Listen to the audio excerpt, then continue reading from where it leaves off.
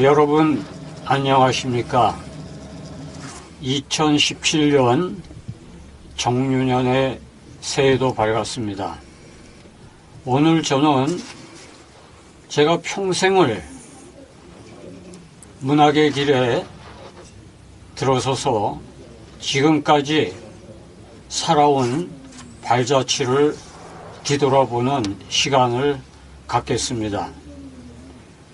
저는 6.25 전쟁고아로서 성장기를 고아원에서 보냈고, 또한 청년 시절에는 너무나 가난하여 배고픔에 시달리기를 밥 먹듯 하였습니다. 몇 년간은 그 당시에 100원짜리 삼립빵을 하루에 한 개씩 끼니로 때우면서 2년, 3년을 버틴 적도 있습니다. 그렇게 괴로운 시절에 그래도 저를 버텨주게 한 것은 문학이었고 시의 길을 걸어오는 것이었습니다. 제가 생각해 볼 때 돼지 빡규사는 우리에 가둬놓고 배불리 먹게 해줍니다. 그러나 사람은 가난할 때 먹을 수가 없습니다. 돼지만도 못합니다. 그러한 자신을 뒤돌아보면서도 그래도 포기하지 않고 살아올 수 있었던 것은 시를 붙들고 살아왔기 때문입니다. 그래서 어떻게 보면 문학은 나의 종교였다고 할 수 있습니다. 물론 내가 기독교 신자로서 교회를 오랫동안 다닌 적도 있지만 그래도 가장 나를 버텨주게 한 것은 시가 아니었나 합니다. 그러므로 시는 나와 가장 가까운 종교였다고 할 수 있습니다. 제가 1968년부터 개인 시야전을 수원에서 1년에 한 번씩 5회를 했습니다. 그리고 또한 동인지에 동인 활동도 하였고, 그러므로 문학 활동은 정식으로 1968년부터 제가 바깥에서 여러 문우들과 활동을 하지 않았나 생각합니다. 그 당시에 70년 초에 아마 나태주 시인이 신춘문예에 당선됐을 때 나태주 시인과 교류를 가졌었고, 또는 지금은 고인이 됐지만 대한일보 신춘문예로 당선된 박석수 시인과도 가깝게 지냈던 시절입니다. 지금까지 50년 이상을 제가 시를 붙들고 살아왔는데 뒤돌아보면은 시가 있었기에 지금까지 살아오지 않았나 생각합니다. 가난도 가난이지만 또한 살아오면서 건강도 많이 안 좋아졌습니다.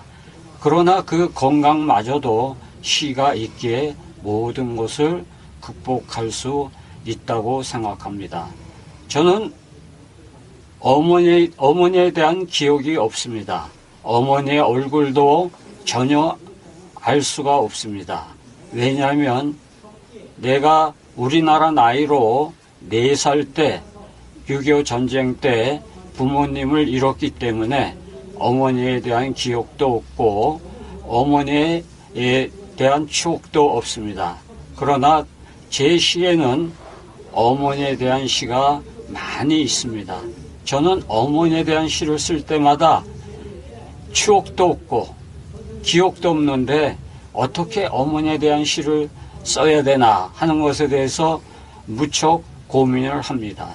그것은 나만의 어머니가 아니라 모든 사람의 어머니, 모든 사람이 공감할 수 있는, 모든 사람이 함께 할 수 있는 그런 어머니를 표현해야 된다고 생각합니다. 어머니뿐이 아니라 모든 시가 다 그렇습니다. 내가 어떤 사물에 대해서 시를 쓰고자 할 때 그것이 나만의 감정에 치우친 것이 아니라 모든 사람들이 공감대를 이룰 수 있는 그러한 시를 써야 된다고 생각합니다. 저는 시에 두 가지를 중요하게 생각하고 있습니다. 하나는 시적 사유, 얼마나 시로서 성공할 수 있느냐, 조건을 갖췄느냐 하는 문제와 또한 그 시가 조건을 갖췄다고 하더라도 또 감동면에서 감동을 주지 못한다면 그 시는 다시 한번 생각해야 된다고 생각합니다. 그러므로 제가 생각하는 것은 시적 사유가 완성된 시와 또 그 완성된 시가 감동을 주느냐 하는 그 감동을 상당히 중요하게 생각하고 있습니다. 지금에 와서 많은 시들이 시인들만이 서로 읽힐 수 있는 그런 시들을 쓰고 있습니다. 일반 독자들이 감동하고 공감하기에는 너무나 먼 시들을 쓰고 있습니다. 그러므로 우리는 일반 독자와 함께 할 수 있는 시를 쓰는 데 있어서 우리 자신을 뒤돌아볼 필요가 있다고 하겠습니다. 그러므로 내가 쓰는 시가 과연 이 세상에 존재할 필요가 있는 것인가? 시를 쓸 때마다 생각해야 됩니다. 과연 이 시가 이 세상에 꼭 필요한 시인가? 이런 문제에 대해서도 우리는 시를 쓰면서 생각해야 합니다.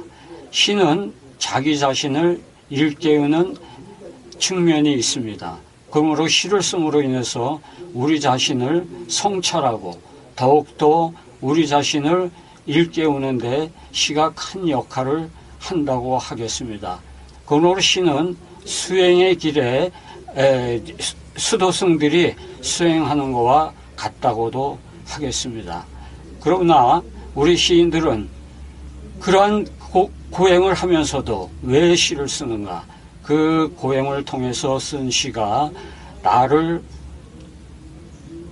어머니가 이 세상에 아기를 낳듯 그 시를 탄생시키기 때문입니다.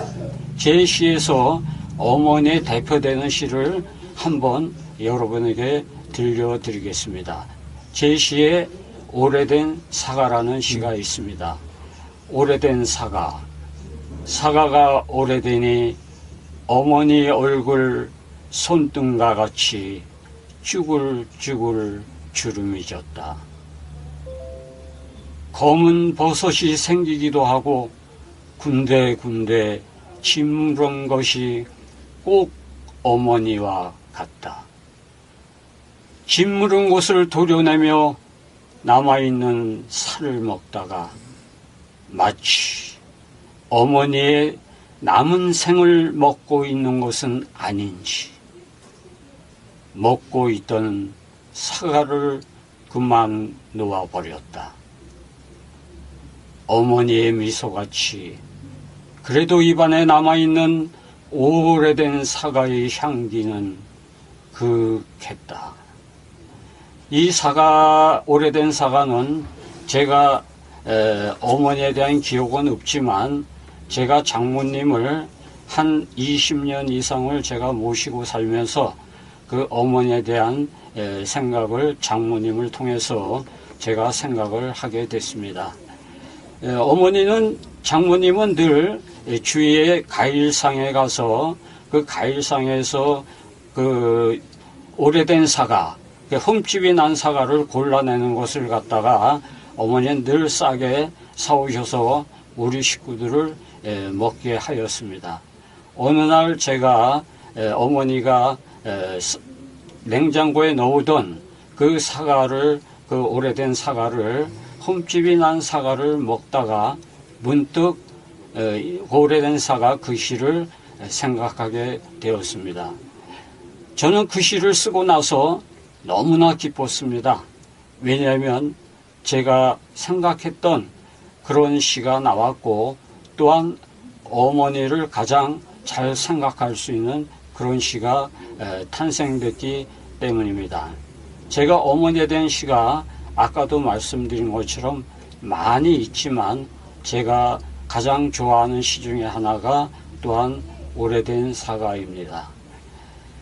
시는 너무나 쓰는 데 있어서 너무나 어렵습니다.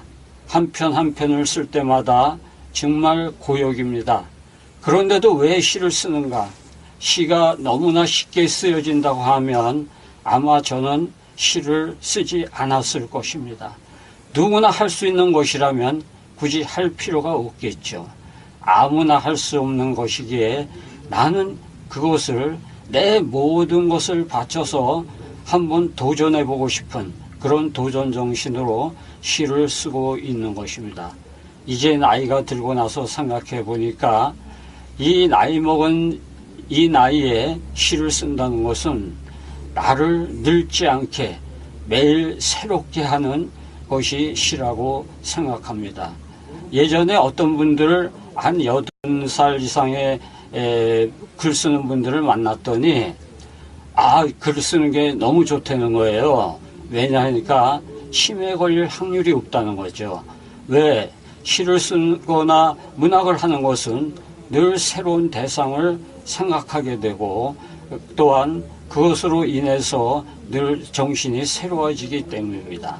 그러므로 글을 쓴다고 하는 것은 우리 건강을 위해서도 상당히 유익합니다. 늘 새로운 생각, 새로운 사상을 가지고 세상을 살 수 있다는 것은 너무나 우리에게 주어진 축복입니다. 그러므로 하나님께서 우리에게 주신 그 달란트를 우리는 아끼지 말고 온몸을 다하여 시를 쓰는데 진력해야 될 것입니다. 시는 나한테 있어서는 생명입니다. 만약에 시가 없다면 나는 아마 죽은 목숨이었을 것입니다. 그러므로 시는 나를 살게 하고 나를 어려운 가운데서 고난에서 부활시키는 원동력이라고 하겠습니다. 지금까지 내가 시를 쓰면서 느꼈던 여러 가지를 간략하게 여러분에게 말씀드렸습니다. 그러므로 여러분들도 시에 대한 관심을 가지시고 시가 어떤 매력을 가지고 있고 시는 과연 무엇인가에 대해서 여러분들이 접할 수 있는 기회가 되기를 간절히 바랍니다. 감사합니다. 준비도 안 했고.